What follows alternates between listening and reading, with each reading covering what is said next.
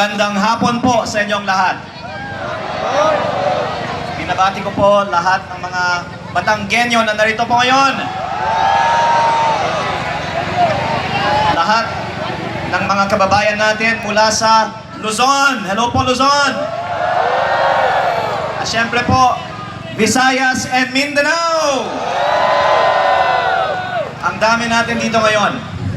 Lahat nagre-representa ng ating sarili-sariling mga probinsya. Kaya ang slogan natin ngayong araw ay We are one!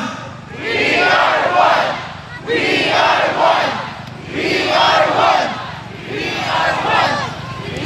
Dahil ito po ay nagpapakita na tayo ay nagre-representa ng isang bansang Pilipinas na nagkakaisa para sa panawagan, para sa transparency, accountability, justice, and democracy.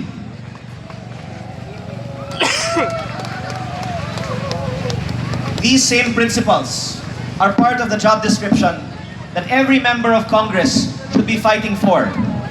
Kaya ako po ay narito para sa iilang dahilan. Unang-una po, bilang representante ng aking distrito sa Batangas, ito ang mga prinsipyo that we should be fighting for our constituents.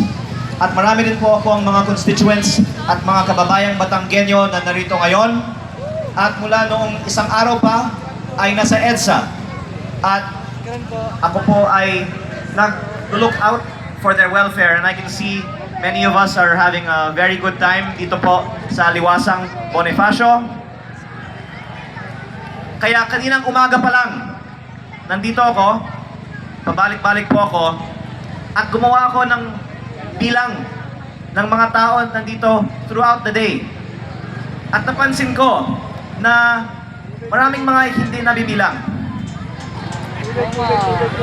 Kaninang 2 p.m. lang, ang bilang namin ay mahigit kumulang 10,000 na tayo dito nung 2 p.m. pa lang.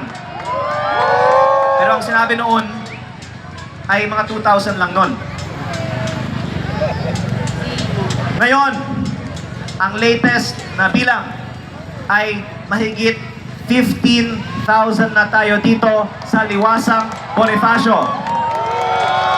At may mga kasama tayo na papasok pa lang.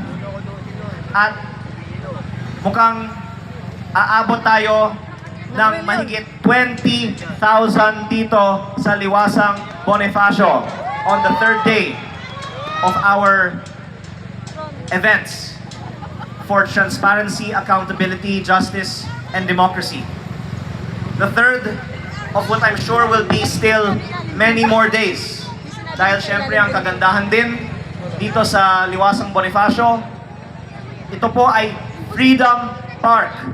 Hindi po kailangan ng rally permit at tayo ay nagpapasalamat sa City Government of Manila na sumusuporta sa patuloy na mga meetings dito sa Liwasang Bonifacio. Palakpakan naman po natin ang City Government of Manila.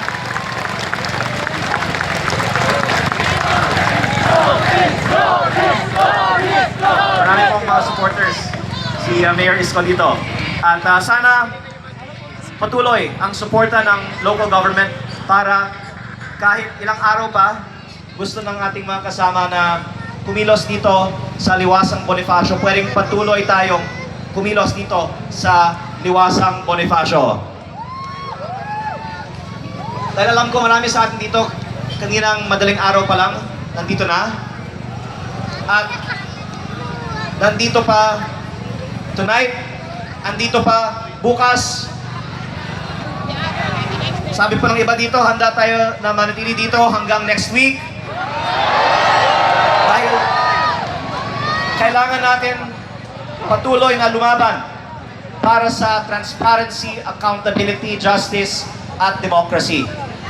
Kasama na rin dyan ang freedom of speech, freedom of peaceful assembly, and freedom of the press. Kaya malaking bagay meron tayong mga freedom parks, at malaking bagay din na malaman ng mga kababayan natin na nanonood at home na ito ang isa sa mga pinakamalaki ng mga pagtitipon ngayong taon ng anumang grupo ng mga Pilipino na nagpapakita na napakaraming mga Pilipino sa buong bansa ay nagkakaisa para sa transparency, accountability, justice, and democracy.